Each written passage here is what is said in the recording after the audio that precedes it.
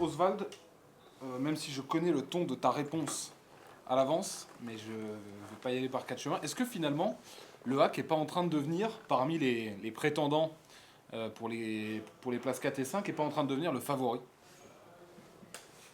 Non, évidemment.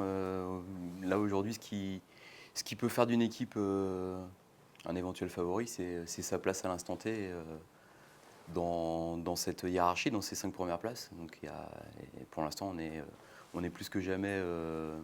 On est peut-être redevenu des outsiders, peut-être, même si ça me semble encore trop tôt. On avait dit il fallait faire le bilan à l'issue de la semaine. Il nous reste un match, mais évidemment, pour l'instant, les équipes favorites sont celles qui sont positionnées aux places 5, 4 et 3. Puisque je pense qu'en fin de saison,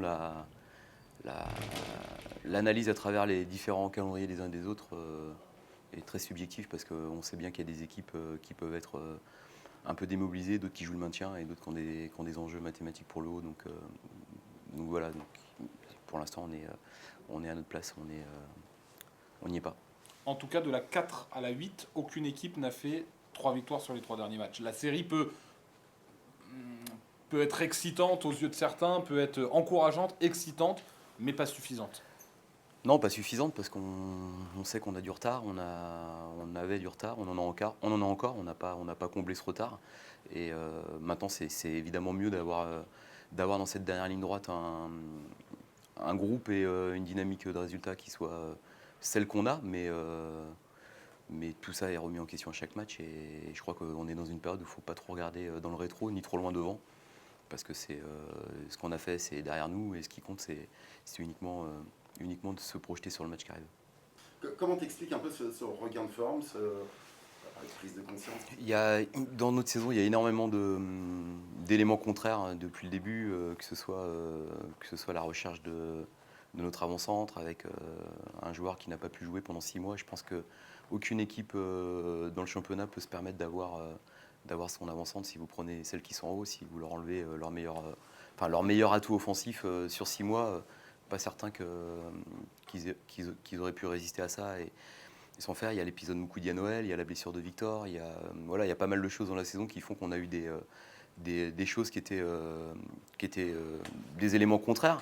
Mais ce qui fait qu'on a su garder la foi et le cap, c'est la nature des relations et le respect qu'on se doit les uns aux autres et à notre club. Et on n'a pas toujours eu les résultats qu'on aurait voulu offrir, mais on a toujours eu l'investissement dans le quotidien, et c'est ce qui, je pense, à un moment donné, nous permet d'être encore là, parce que si on n'avait pas ça, on aurait pu tous partir un peu dans tous les sens et avoir des gens qui pensent à leur projet personnel, et on est resté vraiment concentré et sur l'essentiel, à savoir mener notre saison jusqu'au bout et aller chercher le classement le meilleur possible. Je ne sais pas si tu l'as ressenti comme ça à Auxerre, mais bon, déjà, on a le sentiment que certains ont hissé encore leur niveau de jeu par rapport à ce qu'ils pouvaient faire sur les derniers mois.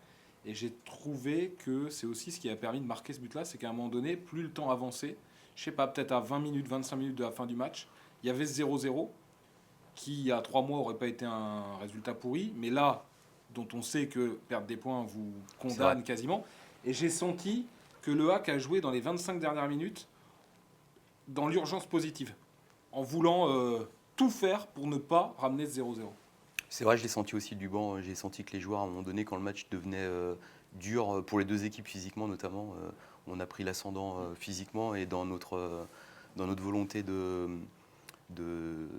d'essayer de ramener les 3 points, on a sans doute été un peu plus loin dans l'effort et dans l'esprit de conquête, à l'image du but qui est un peu heureux au départ, même si il y a un joli 1-2, un bon travail côté gauche et un beau centre où Zinou fait un effort pour aller à la lutte, mais il y a Barney qui est là, qui a 25 mètres, alors qu'au départ c'est Steve, et on a nos deux latéraux qui sont en haut. Il loupe sa frappe, mais je pense que c'est aussi comme ça qu'on provoque la réussite et qu'on déclenche les choses, c'est en allant au bout de nos actions et en allant au bout de nous-mêmes. Et il y avait de la fatigue, mais les joueurs ont été au-delà, et ça c'est un bon signe.